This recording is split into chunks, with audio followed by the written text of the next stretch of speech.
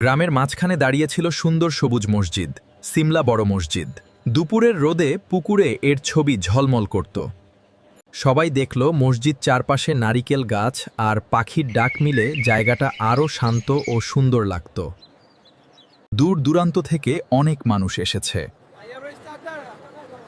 আজ জোরের দিন, কত দূর থেকে যে মানুষ এসেছে, পায়ে হেঁটে, সাইকেলে, ভ্যানে করে।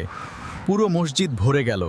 শফিক, আসলাম, আসিফ, গনি, জসিম, মালেক, খালেক, আমিন আর তৌসিফ সবাই মিলে খুব যত্ন করে চা বানাচ্ছে, যাতে সবাই এই মজাদার গরম দুধ চা উপভোগ করতে পারে। চলো আরো দুধ দিই। হ্যাঁ, এবার ভালো করে নাড়াতে হবে। দ্রুত কাপগুলো সাজাও, মানুষ অনেক এসেছে।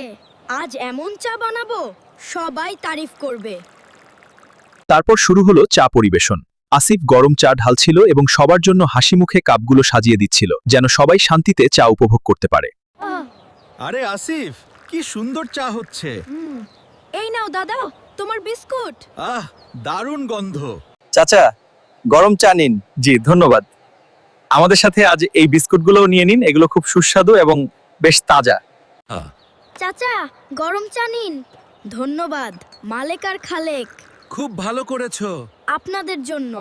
মাশাআল্লাহ, এত সুন্দর চা আর এত ভদ্র ব্যবহার অনেক দিন দেখি না। ধন্যবাদ।